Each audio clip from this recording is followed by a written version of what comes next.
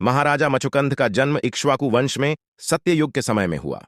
वे चक्रवर्ती सम्राट मांधाता और बिंदुमती के पुत्र थे। मचुकंद का पराक्रम और शौर्य देवराज इंद्र के समान था। मचुकंद ने धरती के 7 द्वीपों पर एक छत्र राज किया। मचुकंद पराक्रमी के साथ साथ बड्ढे ही धर्मात्मा थे। उनका दरबार सदा विद्वानों साधु मुनियों से भरा रहता था। चारों तरफ प्रजा सुखी थी। हवा पानी जमीन सब पर उस समय उनका हुक्म चलता था। उन्होंने 1000 अश्वमेघ यज्ञ किए थे।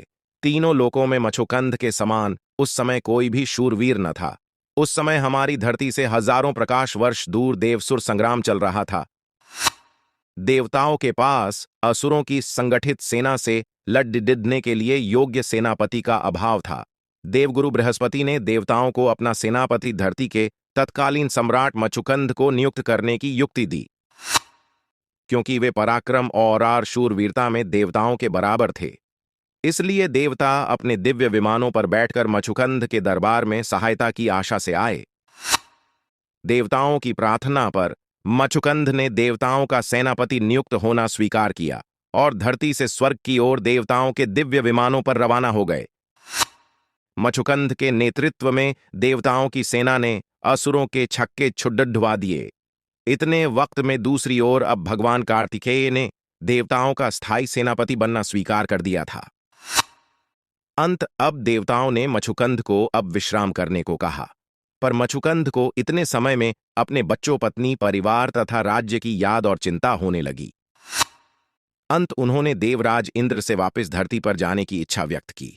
इस पर देवराज इंद्र ने कहा, महाराज, इस लोक के आवागमन में लगने वाले समय तक धरती पर 2 युग बीत गए हैं।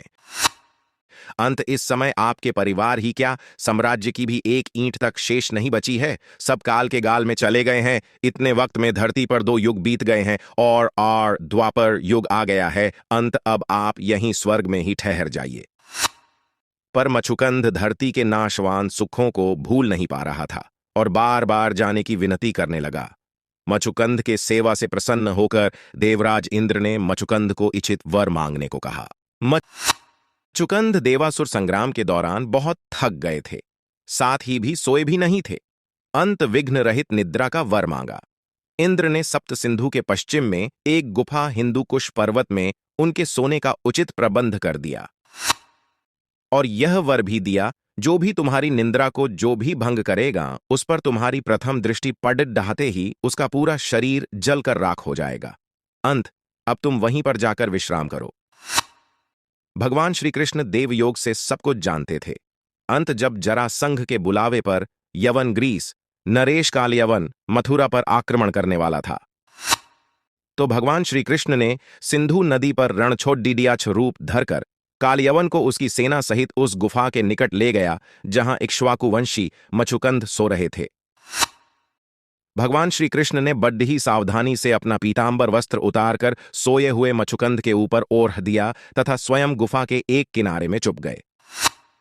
कालयवन ने पीतांबर ओढ़े मचुकंद को कृष्ण समझकर युद्ध की आशा से कारणवश जगा दिया, जिससे मचुकंद की निद्रा भंग हो गई और मचुकंद के क्रोध के कारण 10 लाख की सेना सहित कालयवन पल भर में जलकर राख हो गया। यह सब घट जाने के बाद भगवान कृष्ण मचुकंद के सामने आए और मचुकंद को अपना छंदम रूप त्याग कर चतुर्भुज रूप का दर्शन दिया। मचुकंद जानते थे कि यही श्री कृष्ण अनादि ब्रह्म है। उचित अवसर जानकर भगवान से उनकी असीम भक्ति का वर मांगा। भगवान ने तथास्तु कहा और मथुरा की ओर रवाना हो गए। भगवान के चले जाने पर जब मचुकंद गुफा से बाहर निकल तो उसने देखा कि द्वापर युग में अब आदमी एक हाथ से लंबे नहीं रह गए हैं। पेड़ पौधे भी बहुत नाटे हो गए हैं। अब इस धरती को अपने अयोग्य समझकर अनंत परमेश्वर नारायण के ध्यान में चित्त लगाकर सह शरीर उन्हीं में लीन हो गए। इस प्रसंग से झांत होता है कि सत्य युग में आदमी की लंबाई पशु पक्षी पेड़ पौधे बहुत ही लंबे होते थे।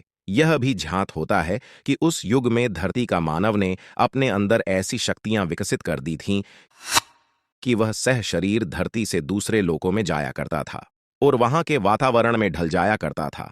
यह भी झांत होता है कि स्वर्ग धरती का हिस्सा ना होकर लाखों प्रकाश वर्ष दूर कोई दिव्य लोक है, जिस तक के आवागमन से ही धरती पर लाखों वर्ष बीत जाते हैं। जैसा मछुकंद के साथ हुआ।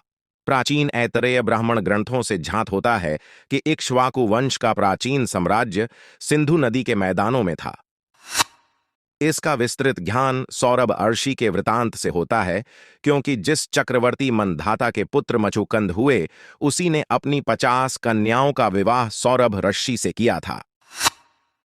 पर बाद में अकाल के कारण सिंधु क्षेत्र से इक्ष्वाकु राजाओं ने राजधानी बदलकर इक्ष्वाकु वंशी राजा भागीरथी द्वारा गंगा को स्वर्ग से लाने के बाद गंगा के मैदानों कौशल में कर दी थी। इससे यह संकेत मिलते हैं कि सिंधु सभ्यता के भव्य इमारतें इक्ष्वाकु नरेशों द्वारा बनाई गई है, न कि किसी अनार्य द्वारा।